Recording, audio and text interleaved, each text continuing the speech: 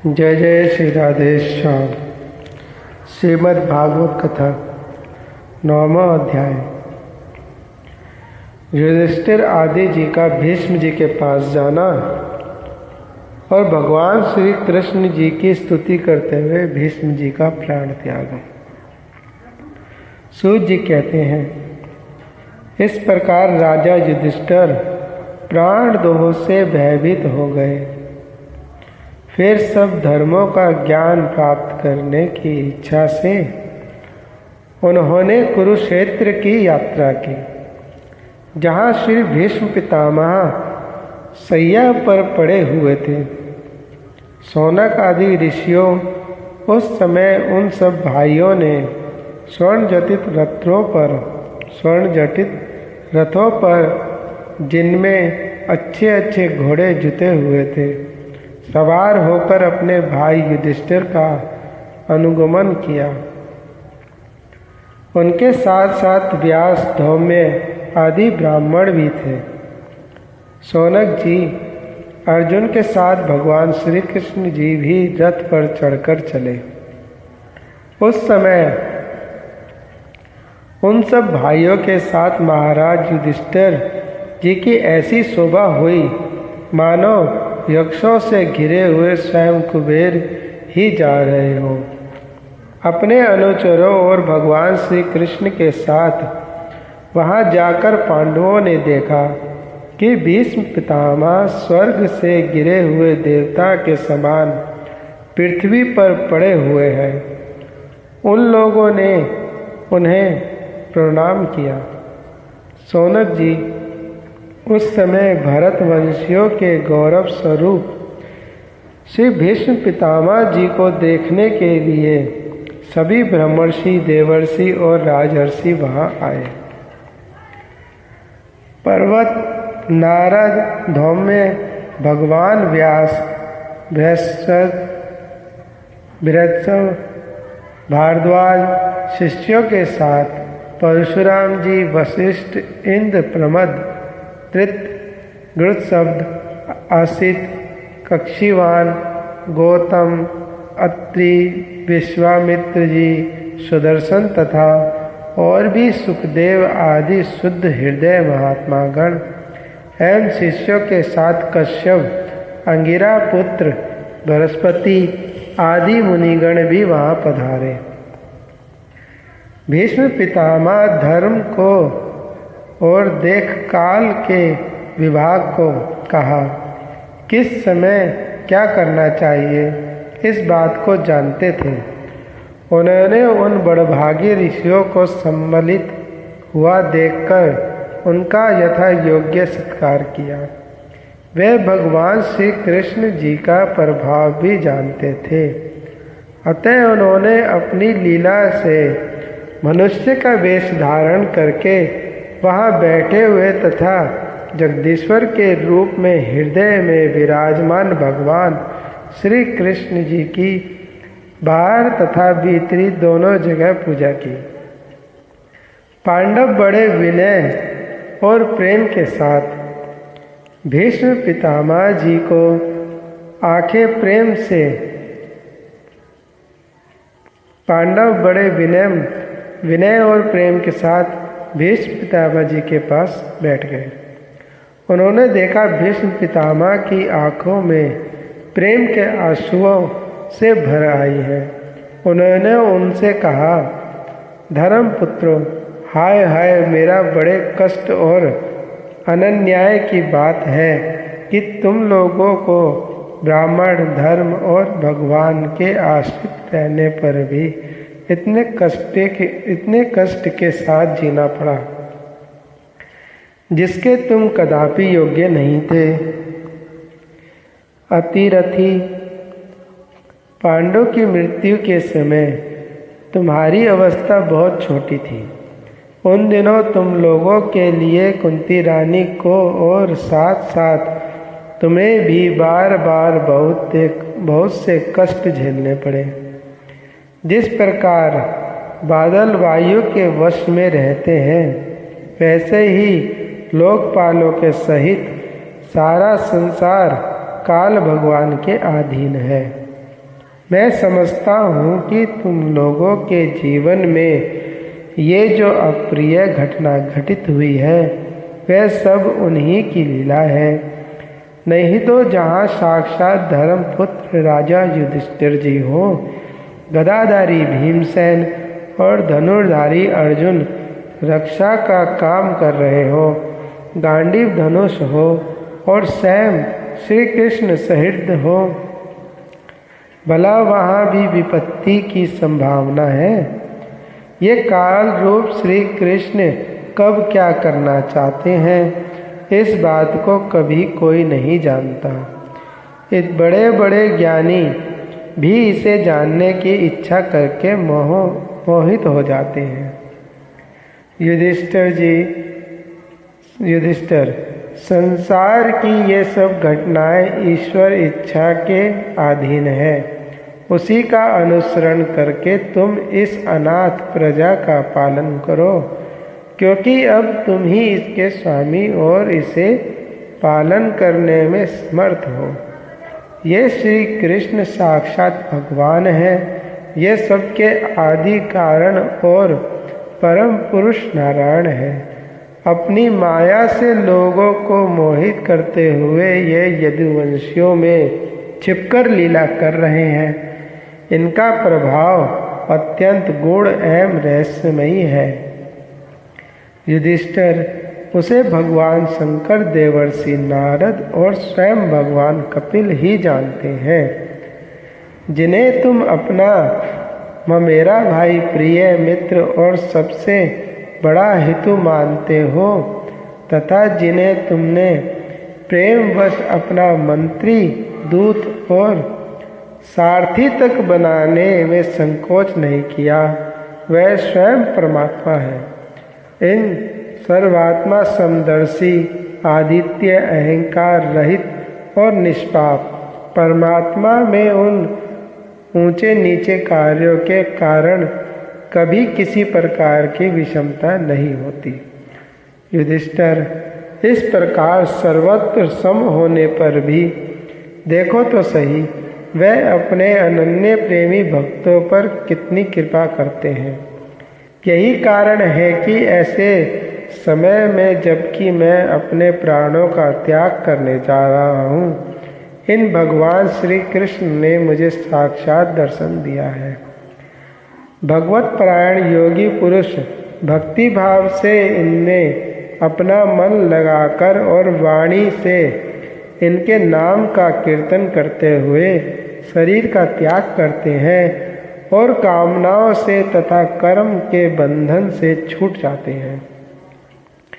वह ही देव भगवान अपने प्रसन्न हाथ से और रक्त कमल के समान अरुण नेत्रों से उल्लसित मुख वाले चतुर्भुज रूप से, जिसका और लोगों को केवल ध्यान में दर्शन होते हैं, तब तक यही स्थित रहकर प्रतीक्षा करें, जब तक मैं इस शरीर का त्याग ना कर दूं। सूत जी कहते हैं, युधिष्ठिर ने उनकी यह बात सुनकर शैया पर सोए हुए भीष्म पितामह से बहुत से ऋषियों के सामने ही नाना प्रकार के धर्मों के संबंध में अनेकों रहस्य पूछे। तब तत्ववेता श्री भीष्म पितामह ने वर्ण और आश्रमों के अनुसार पुरुष के स्वाभिमान, धर्म और वैराग्य तथा राग के कारण विभिन्न रूप से बतलाए हुए निवृत्ति और प्रवृत्ति रूप द्विविध धर्म, दान धर्म, राजधर्म, मोक्ष धर्म, स्त्री धर्म और भगवत मार्ग, इन सब का अलग अलग संक्षेप और विस्तार से वर्णन किया। शौनक जी, इनके साथ ही धर्म, अर्थ, काम और मोक्ष, इन चारों पुरुषार्थों का तथा इनकी प्राप्ति के साधनों का अनेक उपाख्यान और इतिहास सुनाते हुए विभागशः वर्णन किया। भीष्म पितामह जी इस प्रकार धर्म का प्रवचन कर ही रहे थे कि उस उत्तरायण का समय आ गया, कि वह उत्तरायण का समय आ पहुंचा जिसे मृत्यु को अपने अधीन रखने वाले भगवत परायण योगी लोग चाहा करते हैं। उस समय हजारों रथियों के नेता श्री भीष्म पितामह ने वाणी का संयम करके मन को सब ओर से हटाकर अपने सामने स्थित आदि पुरुष भगवान श्री कृष्ण जी में लगा दिया। भगवान श्री कृष्ण जी के सुंदर चतुर्भुज विग्रह पर उस समय पीताम्बर फहरा रहा था। भीष्म जी की आंखें उसी पर एक टक लगी रही। उनको शास्त्रों की चोट से जो पीड़ा हो रही थी वह तो भगवान के दर्शन मात्र से ही तुरंत दूर हो गई तथा भगवान की विशुद्ध धारणा से उनके जो कुछ अशुभ शेष थे वह सभी नष्ट हो गए। अब शरीर छोड़ने के समय उन्होंने अपनी समस्त इंद्रियों के वृत्ति विलास को रोक दिया और बड़े प्रेम से भगवान की स्तुति की। भीष्म जी ने कहा, अब मृत्यु के समय में अपनी यह बुद्धि जो अनेक प्रकार के साधनों का अनुष्ठान करने से अत्यंत शुद्ध एवं कामना रहित हो गई है, यदुवंश शिरोमणि अनंत भगवान श्री कृष्ण जी के चरणों में समर्पित करता हूँ, जो सदा सर्वदा अपने आनंदमय स्वरूप में स्थित रहते हुए भी कभी विहार करने की लीला करने की इच्छा से प्रकृति को स्वीकार कर लेते हैं, जिससे यह सृष्टि परंपरा चलती है, जिनका शरीर त्रिभुवन सुंदर एवं श्याम तमाल के समान सांवला है, जिस पर सूर्य रश्मियों के समान श्रेष्ठ पीताम्बर लहरा रहा है और कमल सदृश मुख पर घुंघराली अलकें लटक रही हैं। उन अर्जुन सखा से कृष्ण में मेरी निष्कपट प्रीति हो। मुझे युद्ध के समय की उनकी यह विलक्षण छवि याद आती है। उनके मुख पर लहराते हुए घुंघराले बाल घोड़े की टाप की धूल से मटमैले हो गए थे और पसीने की छोटी छोटी बूंदें शोभायमान हो रही थी। मैं अपने तीखे बाणों से उनकी त्वचा को बीध रहा था। उस समय कवच मणित भगवान श्री कृष्ण के प्रति मेरा शरीर अंतःकरण और आत्मा समर्पित हो जाए।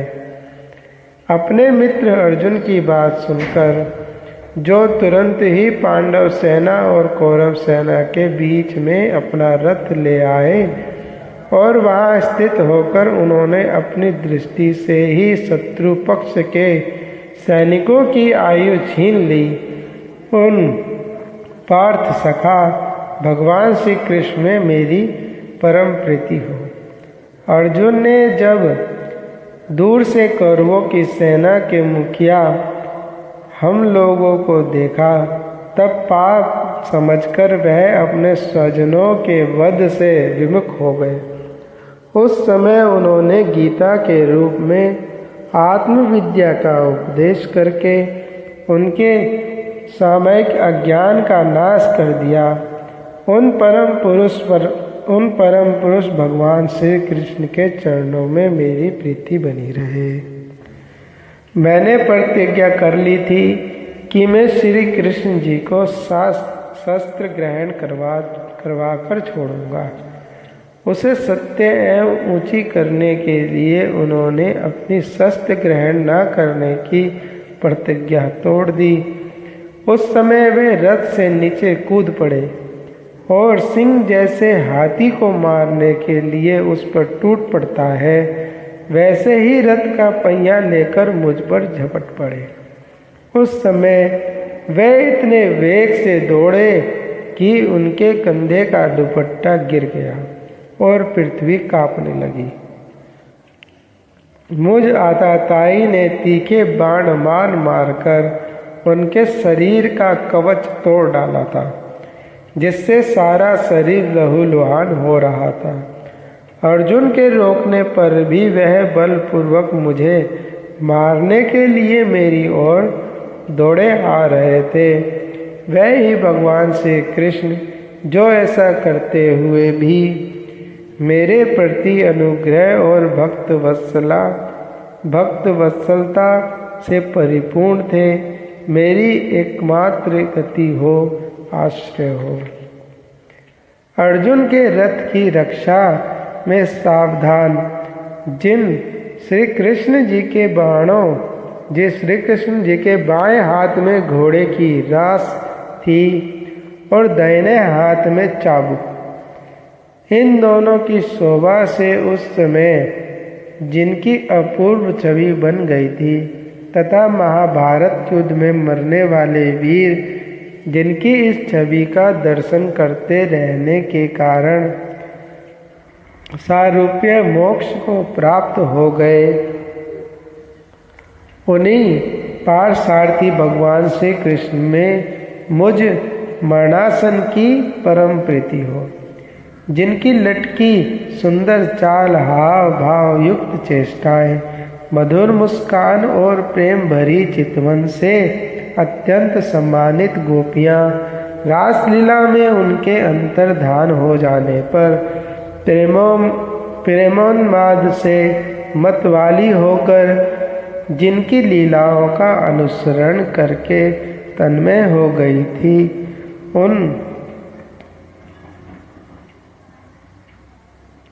उन्हीं भगवान श्री कृष्ण में मेरी परम प्रेम हो। जिस समय युधिष्ठिर जी का राष्ट्रीय यज्ञ हो रहा था, मुनियों और बड़े बड़े राजाओं से भरी हुई सभा में सबसे पहले सबकी ओर से इन्हीं सबके दर्शन भगवान श्री कृष्ण की मेरी आँखों के सामने पूजा हुई थी, वह ही सबके आत्मा प्रभु आज इस मृत्यु के समय मेरे सामने खड़े हों। जैसे एक ही सूर्य अनेक आँखों से अनेक रूपों में दिखते हैं, वैसे ही अजन्मा भगवान श्री कृष्ण अपने ही द्वारा रचित अनेक शरीरधारियों के हृदय में अनेक रूप से जान पड़ते हैं। वास्तव में तो वह एक और सबके हृदय में विराजमान ही है। उन्हीं इन भगवान श्री कृष्ण को मैं भेद भ्रम से रहित होकर प्राप्त हो गया हूँ। सूत जी कहते हैं, इस प्रकार भीष्म पितामह ने मन, वाणी और दृष्टि की प्रवृत्ति से आत्मस्वरूप भगवान श्री कृष्ण में अपने आप को लीन कर दिया। उनके प्राण वहीं विलीन हो गए और वे शांत हो गए। उन्हें अनंत ब्रह्म में लीन जानकर सब लोग वैसे ही चुप हो गए, जैसे दिन के बीत जाने पर पक्षियों का कलरव शांत हो जाता है। उस समय देवता और मनुष्य नगारे बजाने लगे। साधु स्वभाव के राजा उनकी प्रशंसा करने लगे और आकाश से पुष्पों की वर्षा होने लगी। शौनक जी, युधिष्ठिर जी ने उनके मृत शरीर की अंत्येष्टि क्रिया कराई और कुछ समय के लिए वे शोक मग्न हो गए। उस समय मुनियों ने बड़े आनंद से भगवान श्री कृष्ण की उनके रहस्यमय नाम ले लेकर स्तुति की। इसके पश्चात अपने हृदयों को श्री कृष्ण में बनाकर वे अपने अपने आश्रमों को लौट गए। तदंतर भगवान श्री कृष्ण के साथ युधिष्ठिर हस्तिनापुर चले आए और उन्होंने वहाँ अपने चाचा धृतराष्ट्र और तपस्विनी गंधारी को ढाढ़स बंधाया। फिर धृतराष्ट्र की आज्ञा और भगवान श्री कृष्ण की अनुमति से समर्थ राजा युधिष्ठिर जी अपने वंश परंपरागत साम्राज्य का धर्म पूर्वक शासन करने लगे। जय जय श्री राधे श्याम।